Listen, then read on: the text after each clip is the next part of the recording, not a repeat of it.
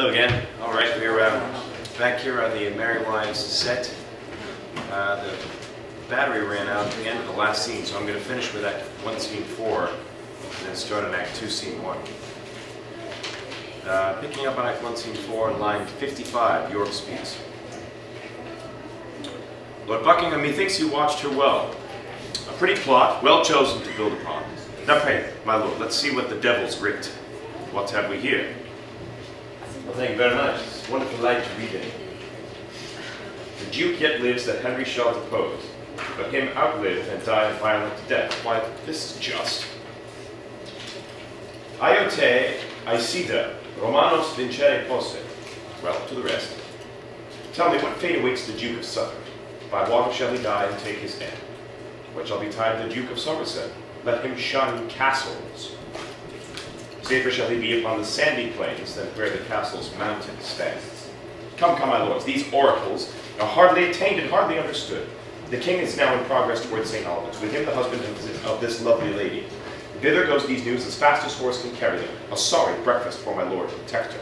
Your grace shall give me leave, my lord of York, to be in post in hope of his reward. At your pleasure, my good lord. Who's within their hall? But you're serving me. Invite my lords of Salisbury and Warwick to sup with me tomorrow night. Away. End the scene. Oh yes, he never stops. Act 2, Scene 1, enter the King, Queen, Gloucester, Cardinal, and Suffolk with falconers hallooing. Believe me, lords, for flying at the brook, I saw not better sport these 7 years dead. Yet by the the wind was very high, and 10 to 1 old Joan had not gone out. But what a point, my lord, your falcon made, and what a pitch she flew above the rest, to see how God and all his creatures works. Yea, man and birds are fain of climbing high. We actually don't have any marks. No marvel, and like your majesty, my lord protector's hawks do tower so well, they know their master loves to be aloft, and bear his thoughts above his falcon's pitch. My lord, 'tis but a basic noble line that mounts no higher than a bird can soar. I thought as much, it would be above the clouds. Aye, my lord cardinal, how think you by that? Were it not good your grace should fly to heaven? Treasury of everlasting joy. Thy heaven is on earth, thine eyes and thoughts beat on a crown, the treasure of thy heart. Pernicious protector, dangerous peer, that smoothed it so with king and commonweal. What, cardinal, is your priesthood grown peremptory? Tantene animis, colestibus ire? Churchman so hot, good uncle, hide such malice. With such holiness, can you do it? No malice, sir, no more than will become so good a quarrel and so bad a peer. As who, my lord? Why, as you, my lord. And it like your lordly lord protectorship, and it like your lordly lord protectorship. Why, Suffolk, England knows thine insolence and thine ambition, Gloucester. I pity peace, good queen. And wet not on these furious peers, for blessed are the peacemakers on earth. Let me be blessed for the peace I make against this proud protector with my sword. Faith, holy uncle, would 'twere come to that. Mary, when thou darest. Make up no factious numbers for the matter. In thine own person answer thy abuse. Ah, where thou darest not peep, and if thou darest, this evening on the east side of the grove. How now, my lords? Believe me, cousin Gloucester, had not your man put up the fowl so suddenly, we had had more sport. Come with thy two-hand sword. True, uncle, are ye advised, the east side of the grove? I am with you. Well, how now, Uncle Gloucester? Talking of hawking, nothing else, my lord. Now by God's mother, priest, I'll shave your crown for this, or all my fence shall fail. Medici, tipsum. Protector, see to it well, protect yourself. The winds grow high. So to your stomachs, lords, how irksome is this music to my heart, when such strings jar, what hope of harmony? Now pray, my lords, let me compound this strife. Enter townsmen crying, a miracle!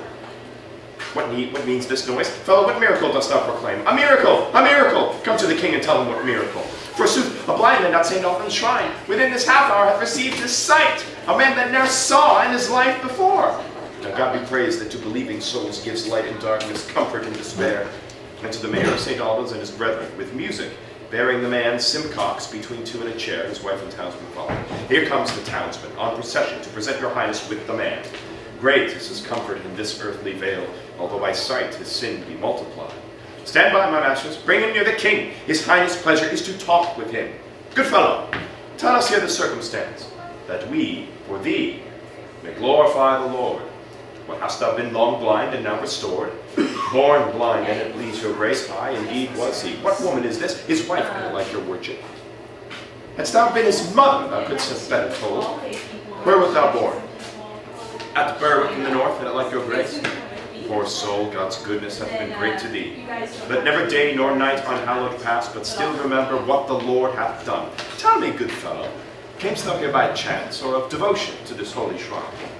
God knows of pure devotion, being called 100 times and oftener in my sleep by good St. Alban, who said, Simon, come offer at my shrine, and I will help thee. Most true, forsooth, and many time and oft myself have heard a voice to call him so. What, art thou lame? Aye, God Almighty help me. How camest thou so? I fall off of a tree, a plum tree, master. How long hast thou been blind? Oh, born so, master. What, and wouldst climb a tree? But that in all my life, when I was a youth, too true, and bought his climbing very dear. Master, thou lovest plums well, that wouldst venture so. Alas, good master, my wife desired some damsons, and made me climb, with danger of my life. A subtle knave, but yet it shall not serve. Let me see thine eyes. Wink now open them. In my opinion, yet thou seest not well. Yes, master, clear as day, I thank God and St. Alban. Say'st thou me so? What color is this cloak of? Red, master, red as blood. Why, that's well said. What color is my gown of? Black, forsooth, coal black as jet. Why, then thou knowest what color jet is of. And yet I think jet did ye never see, but cloaks and gowns before this day are many. Never before this day in all his life. Tell me, sirrah, what's my name? Alas, master, I know not. What's his name? I know not, nor his. No, indeed, master. What's thine own name? Simon Simpcox, an it please you, master. Then, Simon, sit there, the lyingest knave in Christendom. If thou hadst been born blind, thou mightst as well know all our names as thus to name the several colours we do wear. Sight may distinguish of colours, but suddenly to nominate them all, it is impossible. My lord St. Alban here hath done a miracle, and would ye not think that cunning to be great that could restore this cripple to his legs again? Oh, master, that you could!